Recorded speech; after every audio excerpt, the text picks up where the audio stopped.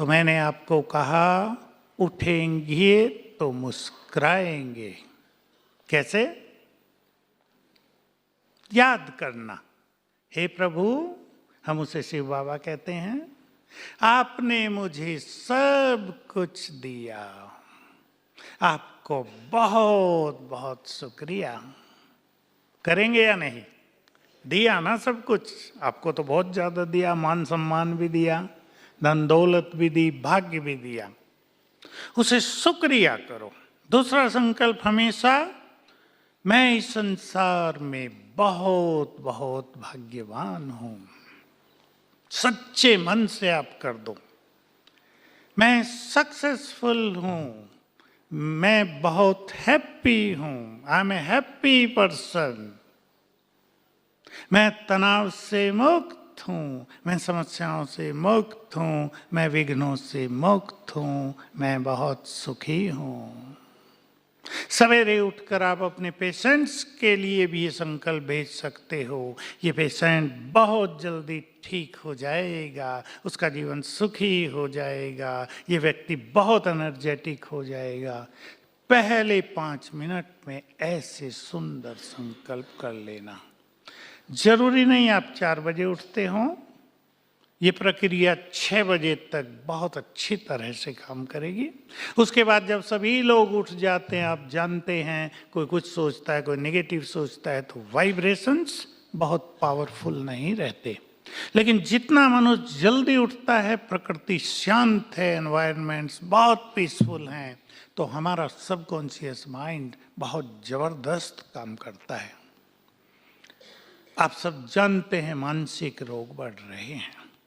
मेरे पास भी कुछ बहनें ऐसी आती थी जो ये कहती थी कि हम बहुत नहाते हैं, आपके पास तो आते ही होंगे ज़्यादा, कि जब तक टंकी खाली ना हो जाए हम नहाते ही रहते हैं। कोई आए कि हम सारा दिन साबुन से हाथ धोते हैं, कपड़ा टच हो गया, गंदे हो गए हाथ, साबुन से धो। बच्चे को भी जरा बच्चे ने हाथ लगा दे, मैं गंदी हो गई, चलो नहा लूँ, हाथ धोऊं। तो मेरी भी समझ में नहीं आता था इनको क्या कराएं, और बहुत चीजें तो समझ में आ गई थी। तो एक से मैंने बात की, मेरे पास मिलने आई एक बहन, मैंने कहा तुमको तो पता है ना टंकी में पानी खाली हो जाएगा, बच्चे कहाँ से नहाएंगे, तुम्हारा पानी घर में भी तो चाहिए। कहा मुझे सब पता है पर मैं कंट्रोल नहीं कर पाती हूँ। तो मैंने उसकी बात को सुनकर उसको मैं एक्सपेरिमेंट करना चाहता था, ये बात 3 साल पहले से ही शुरू हुई है।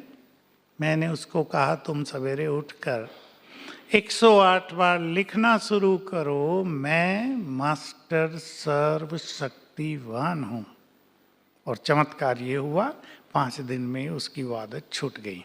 ओसीडी कहते हैं ना आपके भाषा में। तो पेशेंट आने लगे, साबुन से हाथ धोने वाला एक लड़का भी आया छोटी आयु का, उसको मैंने ये कराया, उसका भी छूट गया। बहुत अच्छा अनुभव रहा। डिप्रेशन और इंसोम्निया के पेशेंट्स को मैंने छोटी छोटी चीज़ें कराई। देखिए आपको बहुत काम आएगी और मुझे बहुत खुशी होती है जब ऐसे लोग ठीक हो जाते हैं। बहुत अनुभव मेरे पास हैं, पर मैं एक अनुभव जो मैं सदा सुनाता हूँ क्लासेज में, आज फिर सुना देता हूँ। उसके माध्यम से मैं आपको 1-2 चीज़ और कहना चाहूँगा।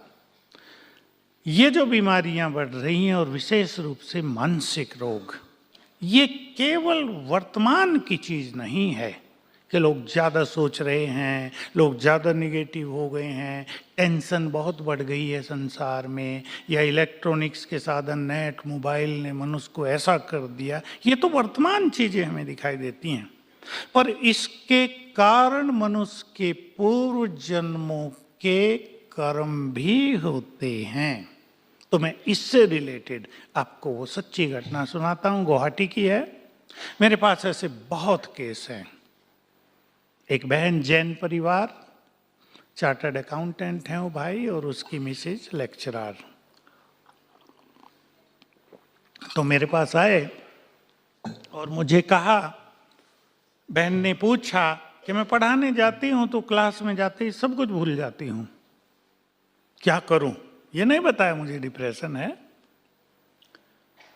तो मैंने भी उससे सीधा प्रश्न किया कि आपको रात को नींद नहीं आती क्या? क्योंकि जो सोते नहीं उनकी मेमोरी बहुत वीक हो जाती है। कहा हाँ मुझे नींद नहीं आती। फिर सारी बात बताई। उसके पति ने बताया कि इसको 11 साल से डिप्रेशन है और इतना भयानक है कि ये अपनी क्लास में ही चक्कर खा के गिर जाती है, इसके मुंह से झाग आ जाते हैं, इसको लोग उठा कर लाते हैं, हमारे घर में ऐसा माहौल रहता है जैसा कोई डेड व्यक्ति पड़ा हो यहाँ। मैंने पूछा तुम्हारे परिवार में कितने लोग हैं? 2 लड़की और एक 11 साल का लड़का है। तो मुझे जस्ट स्ट्राइक हुआ कि ये जो 11 साल का लड़का है, इसको 11 साल से डिप्रेशन है, कहीं ना कहीं ये लड़का इसका कारण होगा। मैंने उससे कुछ कुछ पूछा कि ये कुछ बोले, वो बोलती रही और लास्ट में उसने बोला कि जब मैं अपने लड़के को देखती हूँ तो इच्छा होती है इसका गला दबाकर इसको मार डालूं, और फिर मैं जैसे बेहोश हो जाती हूँ। तो माँ है, अडायन है, एक ही लड़का है, उसे भी मारना चाहती है। कहा मेरा हाल बिगड़ जाता है, डिप्रेशन हो जाता है गहरा। 2-3 दिन में मैं संभलती हूँ, फिर वही विचार आता है इसका गला घोट दूं, इसे मार डालूं। अब आप योग करेंगे तो आपको पता लग जाएगा। हम लोग योग करते हैं, जब ऐसे केस आते हैं तो मैं भी अपना कनेक्शन ऊपर जोड़ लेता हूँ ऑलमाइटी से। तुरंत मुझे आ गया। मैंने उसे कहा तुम और ये लड़का दोनों पूर्व जन्म में शत्रु थे, तुमने लड़ाई हुई दोनों की, तुमने उसका गला पकड़ा, उसने तुम्हारा पकड़ा, उसने तुम्हें मार दिया था, तुम असफल हुई थी। अब वही तुम्हारा शत्रु तुम्हारे घर में जन्म लेकर तुम्हारा बच्चा बन गया है। बच्चा है, बदला नहीं ले सकती, लेकिन इच्छा होती है, जो इनकम्प्लीट डिजायर थी वो जगती है, और शत्रु है वही आत्मा, इसलिए प्यार भी नहीं दे सकती। तो मैंने उससे 2-3 चीजें सिखा दी। एक सिखाई कि रात को सोने से पहले तुम्हें 108 बार लिखना है मैं एक महान आत्मा हूं। इस बच्चे को, जो आत्मा पूर्व जन्म में तुम्हारी शत्रु थी, इसे क्षमा कर दो, क्योंकि वो तुम्हारा बच्चा है, तुम उसे मार नहीं पाओगी। तुम इसे क्षमा कर दो सच्चे मन से। और ब्रेन को एनर्जी देना अपने रोज, वो मैं आपको बता देता हूं कैसे। ये मेरे लिए बहुत खुशी की बात थी और आपको भी सुन के आनंद आएगा। केवल 11 दिन में उसका डिप्रेशन और ये सब चीजें ठीक हो गई। तुरंत दोनों ही फ्लाइट से यहाँ आए मुझे बताने के लिए कि ऐसे ठीक हो गए हैं। तो ये पूर्व जन्मों का जो इफेक्ट है, ये हर मनुष्य के साथ बुरी तरह से पीछे लगा हुआ। सच्ची घटना दूसरी, यहीं हमारे पास जोधपुर है। जोधपुर का एक सीनियर डॉक्टर बहुत बीमार हो गया, रेफर कर दिया जयपुर, ठीक ही नहीं हो रहा, मृत्यु की ओर बढ़ रहा था। उनके परिवार, उसका फ्रेंड एक हाई कोर्ट का वकील है जो हमारे यहाँ बहुत ज़्यादा एक्टिव है। तो परिवार वालों ने उसको कहा कि भाई आप लोग ज्ञान ध्यान करते हो, देखो बच सकता है हमारा व्यक्ति।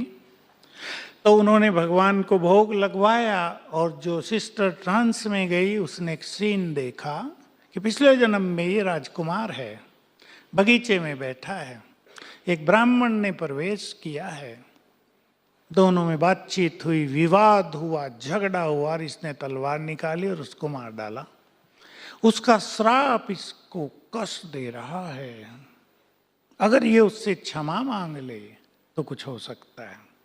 अब इस डॉक्टर को, जो बिल्कुल ऐसा समझ लो बिल्कुल मूर्छित जैसा था, रियलाइज हुआ इट्स ट्रू, और उसने वहीं हाथ जोड़े। लोगों ने देखा, ब्राह्मण देवता मैं आपसे क्षमा चाहता हूँ, मैंने क्रोध में आपकी हत्या की थी, आप प्रसन्न हो जाओ, अपना श्राप वापस ले लो।